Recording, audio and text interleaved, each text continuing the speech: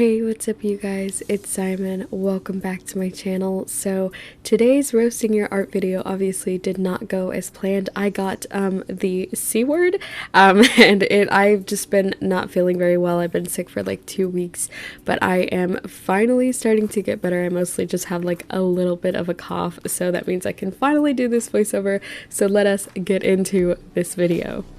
Okay, so first up for the roasting bat, I'm sorry if I pronounce any of your guys' usernames wrong, but we have deasondoodles on Instagram, and this piece is actually, it's a really beautiful piece. I do believe it was a draw this in your style, and I think she did a really good job just with everything illustration wise. I do think that this is a really cute stylized version of the original piece. I think she did really good with the colors and the hair and all of that. There are only a few things that I think I'd want to bring to attention. So what you guys see me drawing on screen now is like just some guidelines for eyes. So one of the tricks that I like to use is this thing where I try to illustrate it a bit here, but it's basically the distance for spacing on eyes. It is a half of an eye's width from the side of the face where your eye actually starts, and then there should be another eye's distance in between your two eyes, if that makes sense.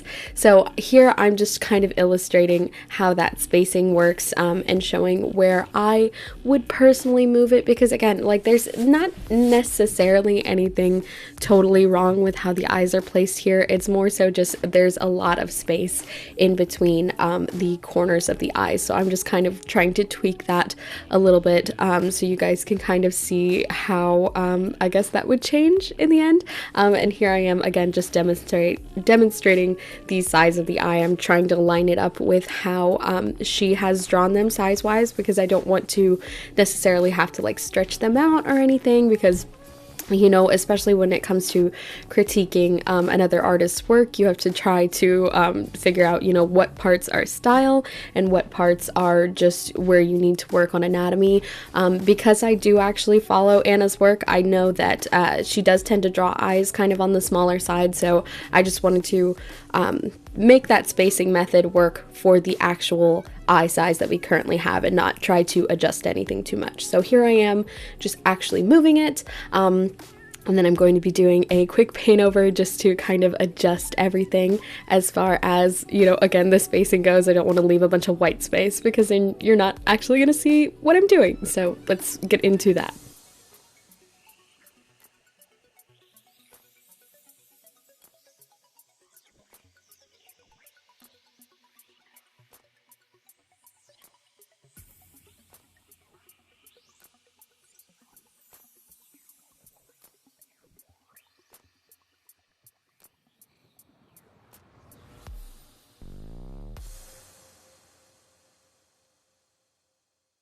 Okay, so now all I'm doing is just making some little minor adjustments, particularly to her eyebrow and her inner corner, because again, we moved the eyes, so that means that the placement for things is a little bit different. So I'm just bringing the eyebrow forward a little bit, I'm scooching the eye over just a tiny bit, because even with this method, sometimes it's not 100% perfect, so it's best to kind of just like scooch things around until it looks right.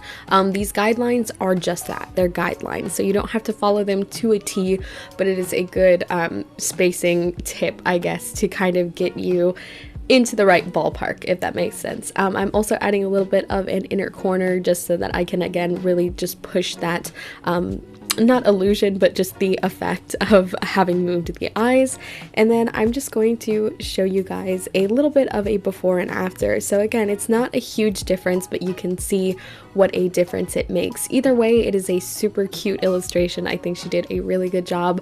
Again, I really love the colors and her expression, and I just really like Anna's style in general. So again, definitely not anything particularly wrong with this, just something to keep in mind for future kind of placements. Also, this trick that I'm showing you guys here is something that I learned from Sam Does Arts. I'm sure you guys have heard of him. He is the king. He is the inspiration behind this roast video anyway. But a tip that he likes to mention is to cover one eye and then imagine where the other eye should be. And if you take that away and it doesn't necessarily look like it's in the spot that you imagined, then that's how you know that maybe you need to tweak things or move them around a little bit. But yeah, again, overall, this is a really cute illustration. Everybody should absolutely go follow Anna on Instagram. By the way, everybody is going to be on Instagram today. I do want to pull from other platforms, but that's just what happened for today. Alrighty, so next up we have an illustration from Itsadaphne, and I am a huge fan of the way Daphne renders, particularly the skin and the eyes in her characters, just because like they are so lively. Like they are very much like they look alive. I think it's really cool. I really like how she does this. But the main thing that I want to focus on, this is going to be a really hard thing for me to explain. It's going to be a lot more of show and less tell, but essentially I'm trying to point out that the only thing that I'm really noticing, or the main thing I suppose I'm noticing about this illustration, is the perspective on the cat ears is a little bit off. So while her head is tilted at a 3/4 angle, the ears are sitting at the exact same spot on the head, which would make sense if she was, you know, if we were staring at her straight on, like from the front perspective. But because her head is tilted, the perspective of the ears should be tilted as well, not just on the top, but on the bottom of them, if that makes sense. So I'm just going to do a quick little speedy adjustment so you guys can see just exactly, you know, where my brain is you know, viewing these, and then I'll try to make sense of what I did afterwards.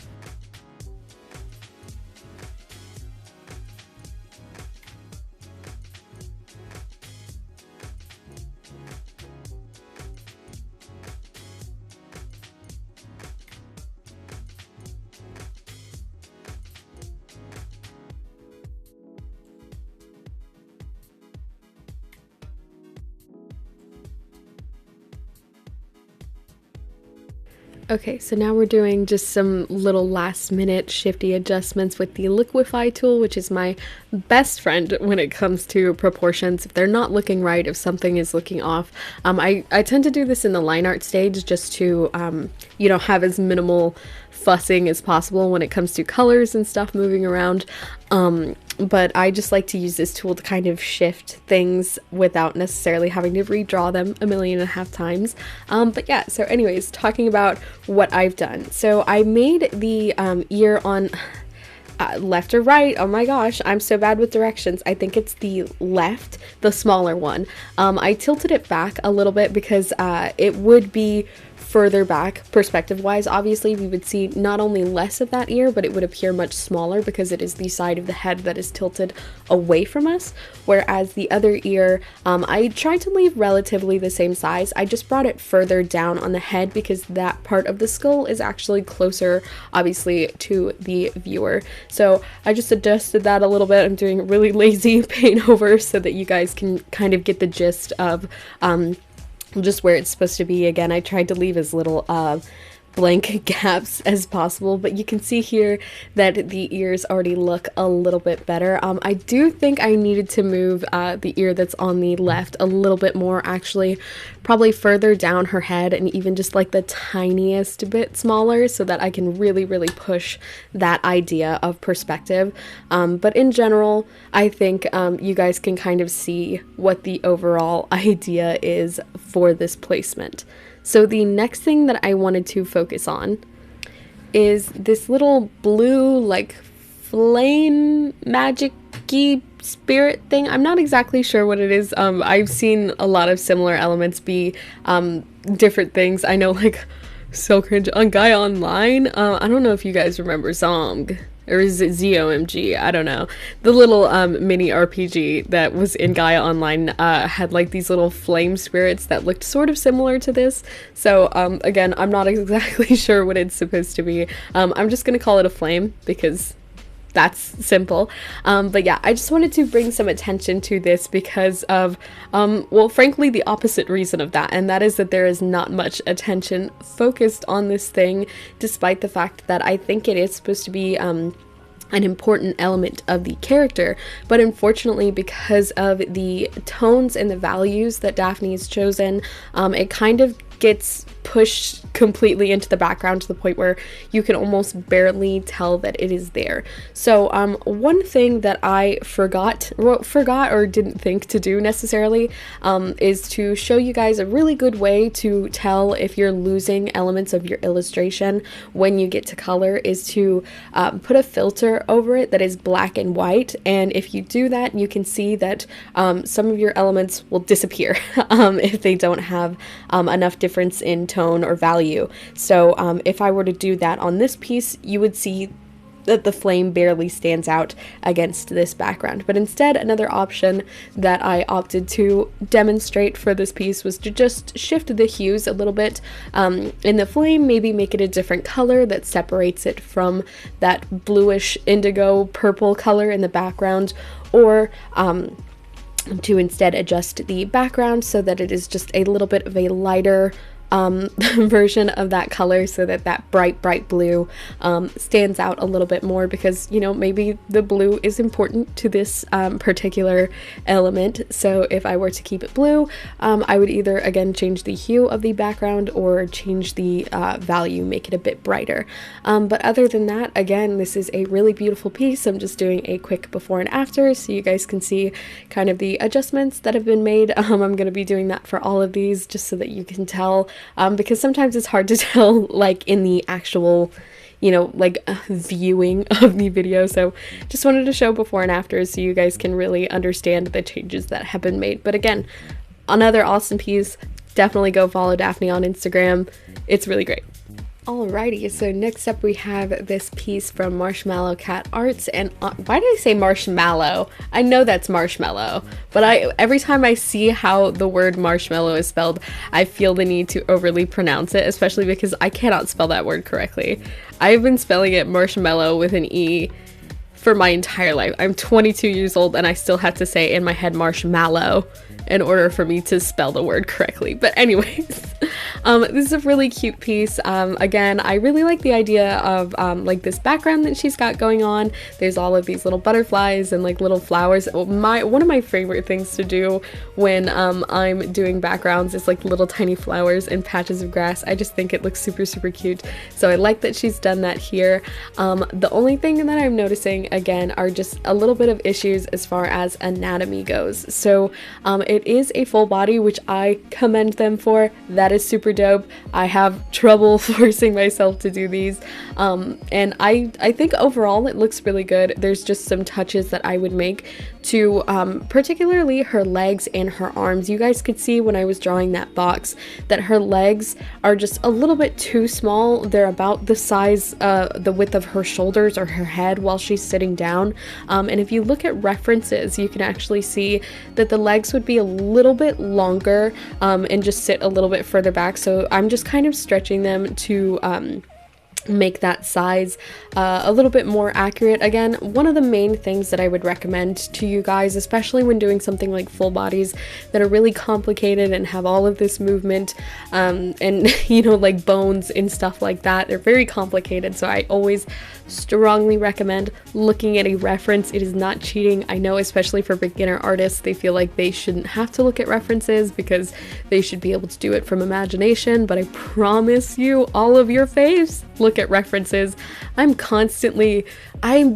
get so specific with my references. Like, I literally will look up references down to the point of, if I am drawing a character that's like sitting holding like their phone and drinking coffee, I will Google person holding phone and drinking coffee. Like, I will find the exact thing that I'm looking for. I hunt for references so I can find what I need, because human bodies are confusing, especially if you're somebody like me that just can't sit through learning how muscles and bones work. I am purely relying on my not muscle memory, what's the word, my internal memory, my visual library. That's what it is, my visual library.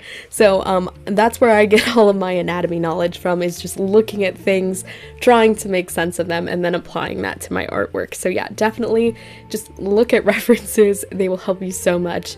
The next thing that I'm adjusting here is the arm, because opposite to the legs, actually, it was just a little bit too long.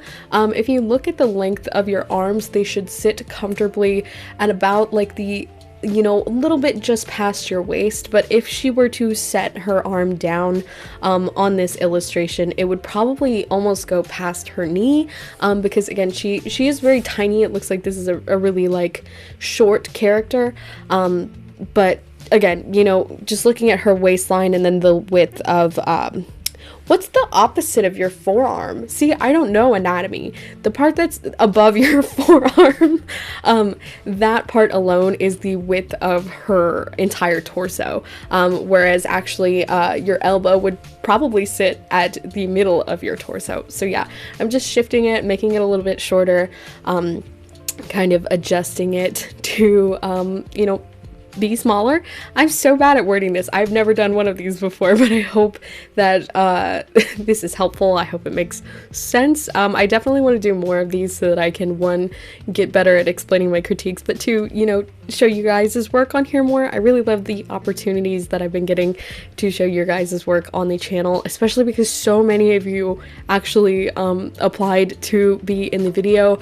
I was not expecting so many of you to send your work in, and that was before I got sick. So that has been a really awesome experience. So thank you guys. Anyways, end of that rant. The last thing that I want to touch on for this piece is just the perspective of her face, particularly the side of the eye. So this is a really common, not problem necessarily, but common, what is the word for this? It's a common thing that happens in anime with side profiles. They draw almost the entire like front-facing eye from the side and then just shift the pupil. Here I'm demonstrating what that would sort of look like in my art style. I am not the best at side profiles. I promise you, I'm doing my best. So again, I'm just doing a quick little speed paint of what that would particularly look like in my style, and then how it would look in actuality, I guess, if that makes sense. So this is an eye from obviously a front perspective. It is very quick, very not the best eye I've ever drawn, but you can see how it looks a little bit awkward when drawn that way on the side profile, which is what happens in a lot of animes. I did shift the iris a little bit, which doesn't look that terribly bad, but that is also because of the way that I angle the bottom of the eyelid. But the main important thing that I want to focus on is looking at an eye from the side. So you can see in the little side profile drawing how it's almost like a little bit of a triangle, and how there's a little bit of curve to the iris, and that is because the eye, the way that it sits in your skull, obviously it is covered by your eyelid, so that is what creates that triangle shape. And then obviously there's the curvature of the pupil because your eyes are round. So I did adjust that a little bit. Mainly the thing that I want to focus on is that eyelid shape, just because that is part of what attributes to the front facing eye from the side look, if that makes sense. So yeah, here I am just shifting that a little bit. I don't necessarily, it doesn't have to be like super perfect, because again, I know this is like an anime art style, but there are definitely some animes that get this right. So just like with the perspective of the body anatomy, just look at references, see how other anime artists do side profiles, especially if you have you know, a particular artist that you are inspired by, if that's like One Piece or like Naruto or you know, Jujutsu Kaisen, literally whatever anime that you are inspired by. Kind of go through you know, manga panels or anime screen caps, frames and stuff like that, and really just get a feel for how that artist does it, or maybe get a feel for how several artists do that, and then kind of translate that into your own personal style. For this, I also tweaked the the pupil up, not the pupil, the iris up just the slightest bit, because this character actually is looking upwards towards the butterfly and not directly straight out as well, which was a little bit of an issue with the previous drawing, because she was looking just like straight facing out, like more towards her wrist than she was towards the actual butterfly, which is the focus obviously of both the illustration but also of her focus visually.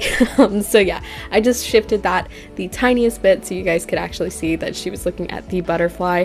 And again, not as anime as it was before. You can still leave it anime. This is just me injecting my own personal style into how I can draw it, because I'm not the best at side profiles. But yeah, overall, again, another really, really nice piece. Okay, so next up we have our final piece, and that is this one from Scribblettee on Instagram, and I am obsessed with this. They actually made this piece for the video, which I thought was super, super cool, and I obviously had to include it because what? Very excited. So yeah, overall I do really love this piece. I love the colors, I love their style. There are just a few nitpicky things that I wanted to bring focus to. So the first thing is that there is a frame break, which I think is really awesome. I really love when people break the frames in their illustrations. I like to do it a lot. I think it adds a lot of interest. And then also, I just wanted to bring some attention to the clothing folds in the illustration as well. So the first thing I'm actually going to focus on is the frame break that we have here. So my main nitpick, I guess, with this is that it is breaking the frame, which again is awesome. However, it's breaking it sort of disproportionately.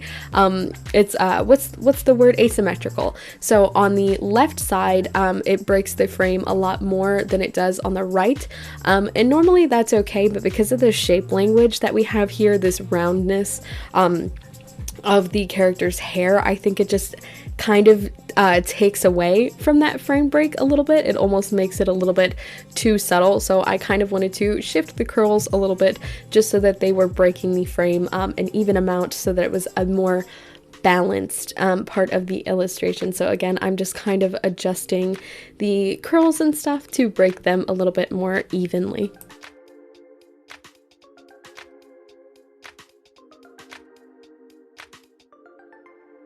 So the last thing that I wanted to kind of bring to attention with this piece is the clothing folds.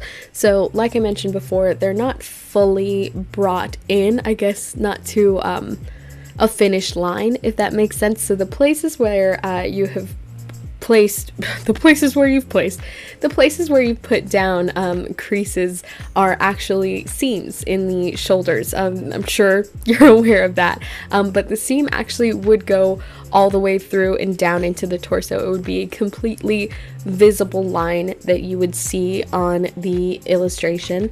So I kind of brought those down a little bit further, and I also added a lot of triangles, because one thing that I've really noticed personally in my clothing fold experiences is that folds love to create triangles, whether it be near the seams in the case of the shoulders. So if you look at like t-shirts and arms that are bending, it'll create kind of like these triangle-esque folds, so you'll have two main folds on either side, but then also on the neckline as well, I did a little bit of a crease that's just vaguely a triangle shape. I don't know how to explain it, but the depth in a lot of like clothing fold, if you look at like still life studies, you'll see that a lot of the deepest parts are like these little triangle shapes. So that's something that I like to add here and there all throughout my work, in my clothing folds particularly, that I think your style would definitely benefit from. Another thing that I also want to mention, a good important reason to bring in these clothing folds, particularly the bumps that I talked about, are because, like I mentioned in the writing here, clothing has weight, so it's going to bunch together and make all of these lumpy little lines. If your style is super simple, I understand maybe wanting to have like one or 2 clothing folds max, but because you've added a couple here and there, I think it would be better to really just bring more in so that they make a little bit more sense and don't appear as like just random little like pinches of fabric. Rather, it actually looks like, you know, an arm is moving, this is a seam, if that makes sense. I would definitely like look at examples for more simple stylized work. I know it can be difficult because a lot of simpler styles, like for example Adventure Time, tend to opt out of doing things like clothing folds, or not even just Adventure Time, but like what is it, Gravity Falls, you know, things like that, really stylized work in that sense. So maybe pull your references either from realism or, you know, try and find more stylized creators that include folds in their work, because I can see that you're trying to incorporate them. It's just a matter of you know, really studying how to incorporate them into your style. One last thing that I'm adding here is just some slight shading, because I can see you added it a little bit in the creases in the arms, but because you know, your arms are sitting right at your sides, there's a little bit of shadow there as well, because it is, of course, you know, 2 things sitting next to each other, so it is going to create a little bit of a shadow, even if it is the slightest bit. It's something I like to do on all of my pieces. If anything is touching, boom, there's a shadow. So yeah, just try to keep that in mind as well. And then yeah, I'm just adding that crease back in. Again, it's super nitpicky. Your style is awesome. It's just something that I noticed in particular, I think would really help bring some more visual elements into your piece. Totally forgotten, last thing, I'm also adjusting the chin a little bit, because you can tell one really good way to catch if your jaw is off in an illustration, especially if it's at an angle like this where they're looking up, is to just flip your canvas back and forth and you know, keep an eye on things like that. Because the jaw and the eyes, I think, are the things that get really the most wonky when it comes to perspective and stuff like that. So yeah, just flip your canvas back and forth and it will show you if there's anything that's off. Anyways, you guys know the drill. This is a great piece. Definitely go follow scribblettee on Instagram. They have some amazing work, and I'm still floored that they drew this for this video. Like, that's actually amazing. Thank you so much. Okay, so that is it for this video, you guys. Thank you so much for watching. I have been so excited to do this video. I'm so sorry it took me so long to get to you guys. I definitely want to do a part 2 that's a little bit more according to plan, because I had so many ideas for this video when I was in my right mind and not deliriously sick. But like I said, I'm doing much better now. I don't know when a part 2 would be, but if you guys are interested in seeing that, definitely let me know down below, because I love showing your guys' work. I love getting to interact with you guys like this, so it's definitely something that I would love to do again. But anyways, again, thank you so much for watching. As always, I want to give a huge shout out to my patrons: Elise Thompson, Duran, Mandy, Schleeps, Created by Twins, Crew Heat, Shannon, and deasondoodles. You guys are the best. Thank you so much for continuing to support me every single month. Things are going crazy once again on the Patreon, because I have done away with monthly like, I've done away with the idea that the theme of the month has to go along with the theme of the month, if that makes sense. So like, February no longer in my brain has to be Valentine's Day related. So I'm definitely getting a little bit more creative with the themed ideas, and I'm really excited to work on that. The theme for February is also frustratingly tied, so if anybody wants to go be the tiebreaker, you can be the tiebreaker for as little as $1 on my chai tier. You guys also get awesome stuff like digital downloads, shoutouts and videos, and a bunch of other cool stuff. So if that's something you guys are interested in, the Patreon will be listed down below alongside all my other social media. I love you guys so much, and I'll see y'all in the next one. Bye.